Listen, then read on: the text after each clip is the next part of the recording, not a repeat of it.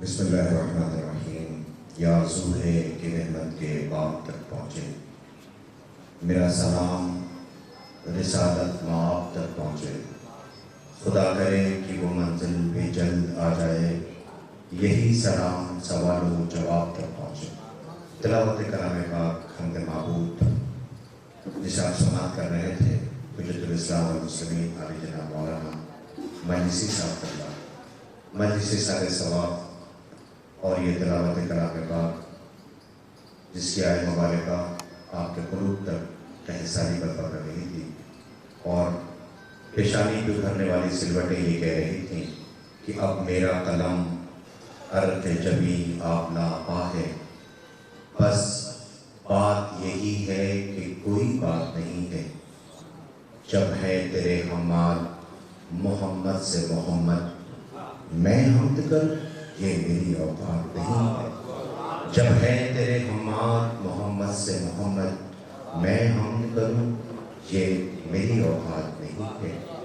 مومنین کرام، مرحوم پروفیسر شاہ محمد وسیم صاحب میرے سامنے اس سرزمین علم و ادب کے وہ تمام بزرگ اور تمام نوجوان جن سے میں واقف بھی ہوں، وہ جانتے ہیں کہ ان کی خدمات جس سے خالق کائنات باخبر ہے۔ پروردگار عالم مرحوم کو جوار ائمہ میں جگہ ہی نہ فرمائے۔ انہوں نے بہت سے ایسے طلاب جو یہاں سے انہوں نے دینی تعلیم بھی حاصل، دنیاوی تعلیم حاصل کی، ان کے ساتھ ساتھ ان کی جو خدمات ہیں وہ سلسلہ ہے رسالہ ثواب کا۔ میں گزارش کر رہا ہوں چونکہ یہ مجلس رسالہ ثواب قرآن و اہل بیت طاہرہ علیہ السلام سے منسلک ہم وہ خوش نصیب ہیں کہ جن کے پاس در اہل بیت طاہرہ علیہ السلام ہے، جنہوں نے نہ کل ہمیں تنہا چھوڑا تھا، نہ قبر کی تنہائیوں تک، نہ اس سفر تک کہ جہاں سوال و جواب ہونا ہے۔ بہرحال میں مرحوم کے سارے ثواب کے لیے چاہوں گا کہ آپ حضرات ایک مرتبہ مل جل کر بلند ترین نعرہ ثواب پڑھیں۔ یاد آگئے علامہ تصوف حسین زیدی صاحب کیا خوب رقم کرتے ہیں کہ شعور و فکر کو میری سحر حسین نے دی۔ شعور و فکر کو لوگ یہ سمجھتے ہیں کہ صرف عصمت جسم کی ہے، نہیں، صرف جسم کی عصمت نہیں ہے بلکہ فکر، اخلاق اور عقل ان سب کی عصمت ہوتی ہے، اور اس عصمت کا نام ہے انسان کا حسن عمل۔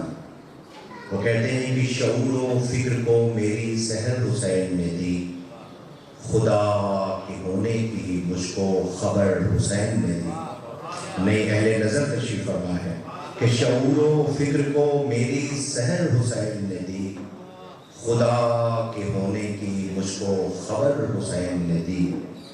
خدائے رزق، خدائے رزق، خدائے رزق تو مالک میرے بدن کا رہا، خدائے رزق تو مالک میرے بدن کا رہا، غذائے روح مجھے عمر بھر حسین نے دی۔ خدائے رزق تو مالک میرے بدن کا رہا، غذائے روح مجھے عمر بھر حسین نے دی۔ حضرت آئیے دامن وقت میں گنجائش نہیں، لہذا اس کے پیش نظر اس سلسلے کو تلاوت کلام پاک کے بعد میں گزارش کر رہا ہوں اس سلسلے کو آگے بڑھانے کے لیے ہمارے یہاں تلاوت قرآن مجید، کتاب ثابت اور کتاب ناطق، یہ دونوں ذکر سامنے ہیں جسے ہم قرآن و اہل بیت طاہرہ علیہ السلام کی صورت میں پہچانتے ہیں، اور قرآن خوانی، نعت خوانی، سروز خوانی، مرثیہ خوانی، مجلس، یہ تمام سلسلے ہیں اپنے تبادلات کے ساتھ جو ایسی روحانی بسم کو تیار کرتے ہیں جہاں پر وحدہ لا شریک خالق کائنات کی اس تمام مصوری کو دنیا احساس کر سکتی ہے۔ اور قرآن و اہل بیت چاہتے بھی یہی ہے، آدمی کو انسان بنا دیا جائے۔